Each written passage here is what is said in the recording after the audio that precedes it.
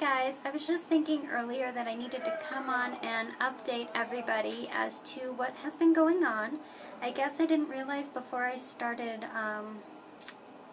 filming my update today that I had only really posted like 4 or 5 days ago. So maybe some of this information is not going to be new. I did meet with the reproductive endocrinologist last Monday, and when my cycle starts, it should be here probably by Wednesday, we are going to do the saline ultrasound, and then the following cycle we are going to be doing medicated IUIs, well, medicated cycles with an IUI, and then I think I left off at the last video having spoken to the orthopedic doctor about my foot and him saying that I did need surgery but it could wait and all of that stuff. The reproductive endocrinologist said that it would be better if I did not wait because we don't know how long it's going to take until I get pregnant, and a pregnancy could make the matter worse. So he said we could go along with the surgery. It will be on Wednesday, November 26th.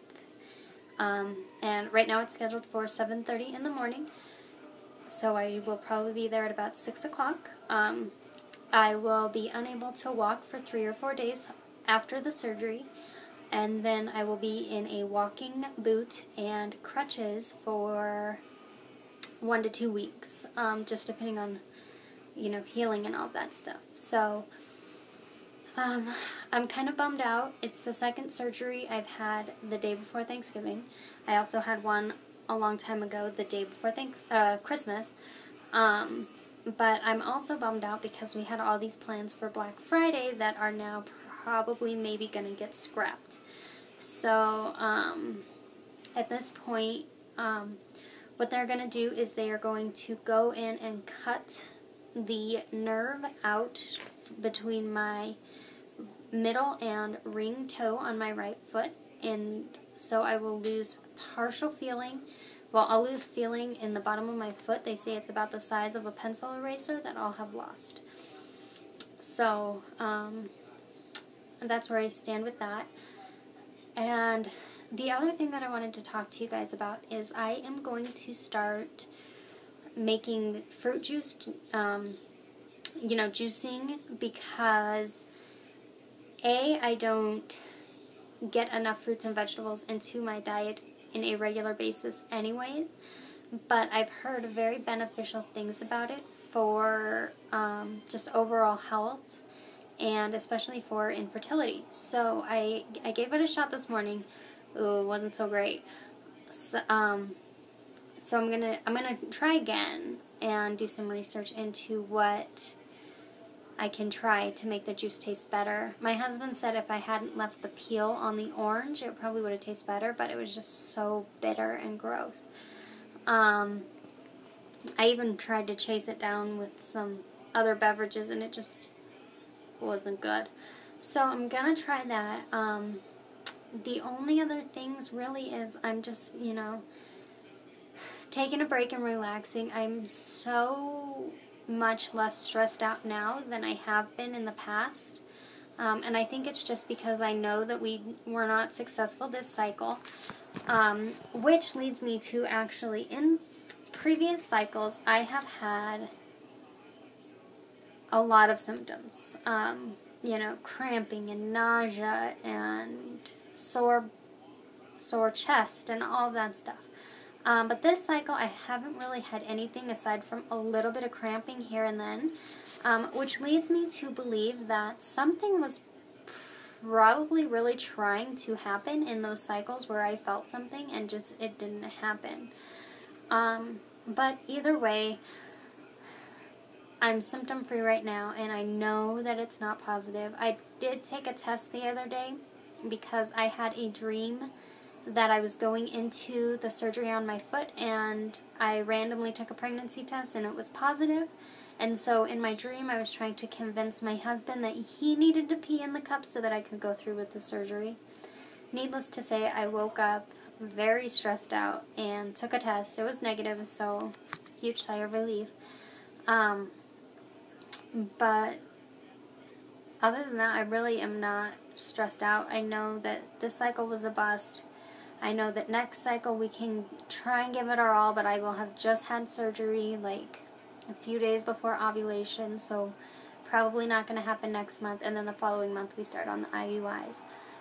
I do know, I've been hearing a lot from women that say that it took them multiple IUIs to get pregnant and that the odds are not that great.